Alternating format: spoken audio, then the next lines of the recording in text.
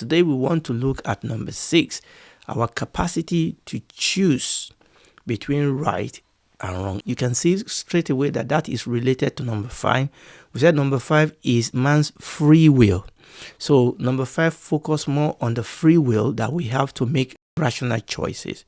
But today we want to talk about the capacity, the ability God has given us to then use that free will to choose between right and wrong. Okay, and this is also going to be related to number 7, which we are going to do next by the grace of God, the fact that man possesses a conscience. Now, this is very, very important, this teaching, because we live in a world now that is relative, that is relativistic, that is deterministic. We live in a world where there are no absolute truth. It is my truth, your truth versus my truth. We are living in a world where there is no right, there is no wrong. That is all depend. That truth is, relative.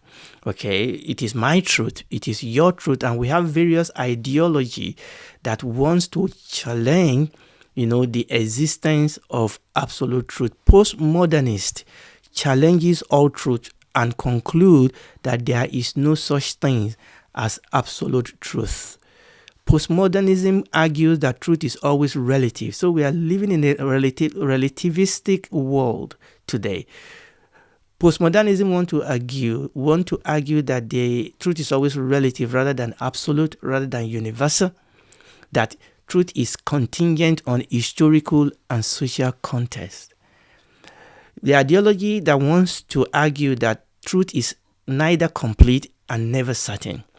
So we are living in a world now where it's a badge of honor to say, I don't know. I really don't know, particularly in the area of religion. So this is unfortunately the origin of so much that goes today for progressive Christianity and emergent Christianity, where people allow postmodern thought to invade the church. And we are questioning whether they are really absolute truth. Okay. Or is there a God? I don't know. Maybe, maybe not. And this is the spirit. But God has given us the capacity for us to be able to choose between right and wrong, because there is right and wrong. Yes, to a postmodernist, they only talk about conveniences and illusions, relativism, things are not absolute. But compare that to what the Bible says. Let's read what the Bible says in the book of John chapter 18, verses 37 and the first part of 38. This was an incident that happened between the Lord Jesus Christ and Pilate. This was during the Passion Week in the life of our Lord Jesus Christ. Remember, the Lord Jesus Christ was standing in front of Pontius Pilate. They brought him before Pontius for him to be crucified. Pilate took him apart, and there was this conversation. Verse 37. John chapter 18, verse 37. Pilate therefore said unto him, Art thou a king then? Jesus answered, Thou sayest that I am a king. To this end was I born, and for this cause I came into the world, that I should bear witness unto the truth. Everyone that come to the truth heareth my voice. The Lord Jesus said there is an absolute truth. He said, I came to bear witness of the truth, and everyone that is of the truth heareth my voice. Then Pilate said unto him, What is truth? That is the spirit of the age in which we live. That is the spirit of postmodernism. They challenge the very concept of absolute and universal truth. They want to contend that truth is in the eyes of the beholder. They want to say it's my truth. They want to say, look, I don't know. They want to establish, or they want to insist that there is no absolute or universal truth. But the Lord Jesus said here that he came to bear witness of the truth. And Pilate said unto him, What is truth? We could say that Pilate was probably the first postmodernist. But in the Bible, truth is absolute. In the Bible, truth is universal. In the Bible, truth is certain, for God is truth. In fact, when you read the Bible tells us that God is truth. The Bible tells us that Jesus is truth. The Bible tells us that the Holy Spirit is the Spirit of truth. The Bible tells us that Jerusalem is the city of truth. God is the God of truth. Jesus is the way, the truth, and the life. The Holy Spirit is the Spirit of truth. And Jerusalem is the city of truth. Let's try and establish that from the scripture. Let's read Psalm chapter 31 verse 5. Psalm chapter 31 verse 5. Unto thy hand I commit my spirit. Thou hast redeemed me, O Lord God of truth. God, our God, the God of the Bible, is a God of truth. Truth is absolute. Truth is certain. Truth is universal. This truth we're talking about, there is a divine truth. There's a truth that comes from heaven. There's a divine truth. John chapter 14 verse 6, Jesus said unto him, I am the way, I am the truth, I am the life. No man cometh unto the Father but by me. Jesus said, I am. If he is the truth, then there is no other truth outside him. The truth that saves, the truth that delivers. This truth is absolute. This truth is certain. John chapter 14, verses 16 to 17. The Lord Jesus is praying. He said, I will pray the Father, and he shall give you another comforter, that he may abide with you forever, even the Spirit of truth. And Zechariah chapter 8, verse 3 says, Thus saith the Lord, I am returned unto Zion, and I will dwell in the midst of Jerusalem. And Jerusalem shall be called what? A city of truth, and the mountain of the Lord of hosts, the holy mountain. So you can see that in the scripture, truth is not relative. Truth is absolute. The truth that saves, the truth that delivers is absolute. And we need to understand that what is right versus what is wrong is based on the unchanging nature and attribute of God. There is right and wrong because there is absolute truth. And truth is based upon the unchanging nature of God. God is eternal. God is never changing. God is the eternal, never changing standard of truth. There is absolute truth. And because there is truth, that means there is a standard for accountability. There's a standard to which we are all going to answer to. The God of the Bible that is revealed to us in the Bible is a God that is holy. It's a God that is just. It's a God that is righteous. That is the standard of truth. Because truth is based upon the nature of God, because truth is based upon the unchanging, eternal attribute of God, and because God is holy, and because God is just and God is righteous, then there is right and there is wrong. And God has given us the capacity as human. God has given you and I the capacity to be able to choose. You remember that is what we are dealing with here at the moment. We are looking at number 6. We are looking at this capacity, this ability that God has given us to be able to choose between what is right and what is wrong. And we have looked at that truth is not relative. Let's read Revelation chapter 4 verse 8. The 4 beasts, they say something. They rest not day and night. I'm jumping some things here. They are saying, holy, holy, holy, Lord God Almighty, which was and is to come. Psalm 89 verse 14. Righteous and justice are the foundation of your throne. Mercy and loving kindness and truth go before your face. Now, this is very, very important. God is holy. God is righteous. God is just. And these attributes of God, obviously there are so many other attributes of God. These attributes of God are the standard that help us to measure what is right and what is wrong. God has revealed to a human what is right. He has revealed to a human what is wrong. And he has revealed this to us in the Bible and in the revelation of himself. Ultimately in the revelation of the person of our Lord Jesus Christ. Amen. In the revelation of the person of our Lord Jesus Christ. Unfortunately, the devil will always come to want to challenge the truth. Isn't that what he did in the Garden of Eden? He came to the woman. And the man also followed suit. He said, is that the truth? Truth is absolute. They soon find out that truth is absolute because they were driven out. Because truth is truth. And we've seen that revealed to us in the scripture. God has revealed to human. And through his word, God has revealed to us what is truth. It reminds me when we started long time ago, this teaching, we are talking about the first or the second, third, thereabout, episode of this teaching. We went to read Psalm 19. So let's read that Psalm again. In fact, these are the very 3 verses that we read concerning the word of God that actually explain for us and lay out for us the standard of truth. Psalm 19, verses 7 to 9. The law of the Lord is perfect concerning the soul. The testimony of the Lord is sure, making wise the simple. The statutes of the Lord are right, rejoicing the heart. The commandment of the Lord is pure, enlightening the eyes. The fear of the Lord is clean, enduring forever. The judgment of the Lord are true and righteous altogether. We don't want to go back to what we have said before, but look at this 6 description of the word of God, the word of truth. The word of God is the word of truth. The word of truth. This is truth. And God has expressed and laid out for us the truth in his word. His word is called law, testimony, status, commandment, fear, and judgment. And in his word, we have a revelation of the truth.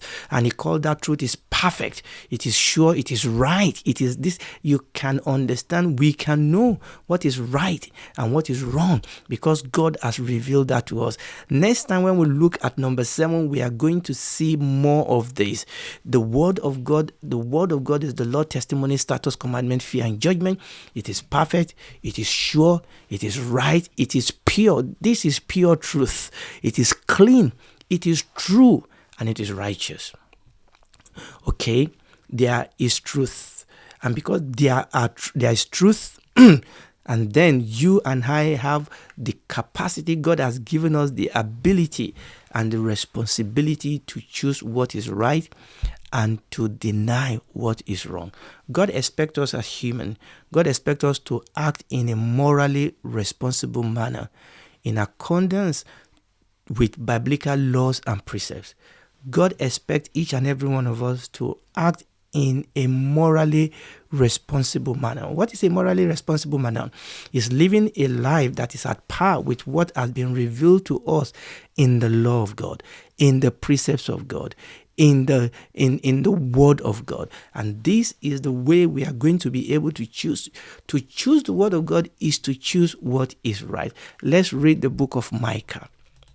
Micah chapter 6 verse 8. God has showed thee, O man, what is good, and what does the Lord require of thee, but to do justly, to love mercy, and to walk humbly before thy God. You see that God has shown us what is good. How? Primarily in his word, and ultimately in the person of our Lord Jesus Christ. God has shown us what is good. God has shown us what he required. There is a standard of rightness. There's a standard of what is right. And God is going to use that standard to judge each and every one of us. So Micah chapter 6 verse 8 says that God has shown it to us. We read it the other time. The things of God can be seen by what has been created. God has shown it to us what is good, what is required, to do justly, and to love mercy, and to walk humbly before our God. So God has given us that capacity. God has given us that ability for us to be able to choose between what is right and what is wrong. And God will hold us responsible. God wants to make us to use number 5. God wants us to use our capacity of free will to make rational choices. God wants us to use that capacity to choose what is right. And what is right is to live in accordance with the word of God, is to live in accordance with the will of God. Hallelujah. Now, unlike humanity, animals do not possess an innate sense of morality. Okay, there's definitely no evidence to show that animals possess any sense of morality or ethics. Now, obviously, domesticated animal can be trained to do or not to do certain things. Okay, you can train your cat where to go when they want to poo-poo or when they want to wee. You can train them. But animals do not possess this innate sense of morality like we human. Why? Because they were not created in the image of God. Our capacity, our innate capacity and ability to discern between what is right and wrong and to choose between right and wrong, God has given all that capacity because we were created in the image of God. Animals have no innate sense of morality, for they are not created in the image of God. A God does not feel sorry for biting a bystander, does he? No. A cat does not feel guilty for scratching somebody that holds them or a stranger. A cat does not feel guilty. A goat does not feel sorry or guilty after they've eaten the food you left on your table because you turned your back. A lion obviously does not apologize for killing, other animal for an afternoon meal. No, they don't apologize for that. Why? Because they don't have any sense of rightness and wrongness. Now, if you feel you are an animal, you may want to justify why you act like animals without any sense of rightness and wrongness. I don't know whether you do this. I watch some of these films when they show, true to life films of people that commit crime. And indeed, you look at some people and you think, are they human? Because they've lost any sense of what is right and what is wrong. They've become animalistic. And is it any wonder when people wants to tell us that we are from animals, that we are from nowhere, we are going nowhere, and we evolve from animal. No wonder people act like animals. But we are not animals. We are human. We are human. We are created in the image of God. And because we are created in the image of God, God has given us free will capacity to make choices, our previous teaching. And because of that free will capacity that God has given us, we can choose what is right and turn our back against what is wrong. Now, the question obviously is, do we have the strength now because of the fall? Now, obviously, we are still in Genesis chapter 1 before the fall. Obviously, because of the fall, things are falling apart. Now, oftentimes, even though we want to do what is right, we lack the capacity to do what is right.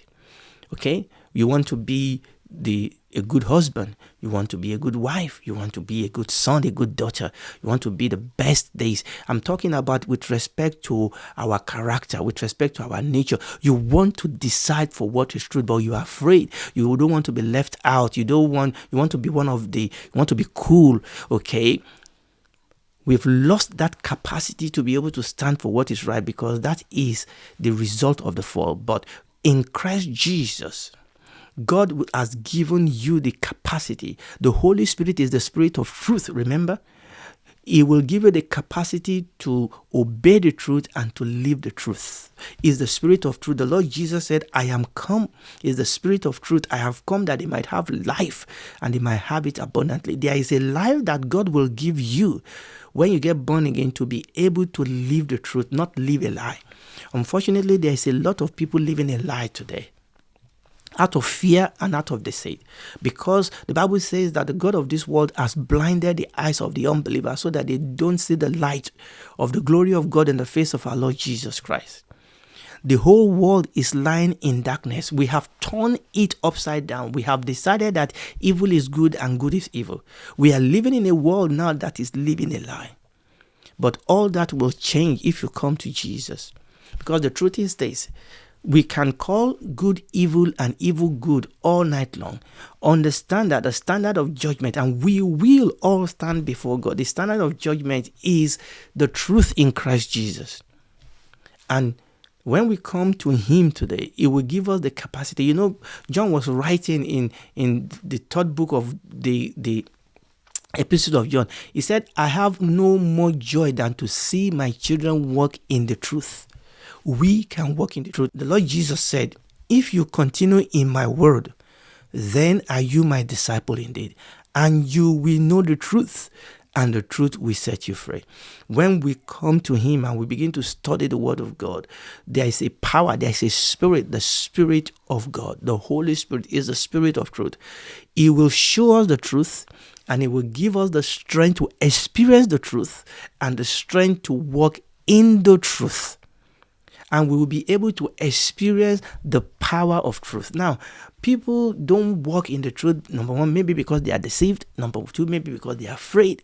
But there is power in the word of God. There is power in the Holy Spirit that when you want to walk, when you decide that you will obey the truth and invite Jesus Christ into your life and Savior, if you are a child of God, a daughter of God, a son of God, there is a power of truth that can work in your life, in our life. The Lord Jesus said you will receive power after that the Holy Ghost is come upon you, and you will be my witness. You will be a witness for the truth. Now there may be challenges, there may be obstacles on the way, but there will be power to live for the truth. The Holy Scripture is full of men and women that stood for the truth. Some of them died. Some of them, God gave them miracle. We can look at people like Daniel, the three Hebrew children. They stood for the truth. The Lord Jesus Christ himself is apostle. They live for the truth, not for lie. And that is one of the image of God in man. Yes, it has been bastardized in the fall, but it can be restored, and it will be restored when you give your life to Christ. Hallelujah. So that is the capacity. That is one of the image. That's one of the content of the image of God in human. So we're going to stop it there today. And I want to speak to you this evening, my brother, my sister. If you are not yet received Jesus Christ as your Lord and Savior, I call you brother and sister because you are human. I'm human. We are brothers and sisters in that sense. But we can be brothers and sisters in a special sense when we both belong to the family of God. I want you to use your free will capacity that God has given you to choose for truth, to choose for what is right, what is righteous, what is holy, what is pure. I want you to use your capacity to choose for life. Come to Jesus tonight. Admit that you are a sinner because all have sinned and fallen short of the glory of God. But it's not come to condemn you. It's come to help you. All you need to do is to invite him and say, I cannot help myself. Come and help me. He will.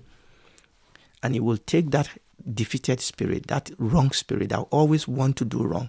He will take it out. He will give you a new spirit. And he will start working with you and developing in you the capacity to be able to stand and live for what is right. And when this is all over, you will then spend eternity with him in the new heaven and new earth. Do it today. Do it right now, because tomorrow may be too late.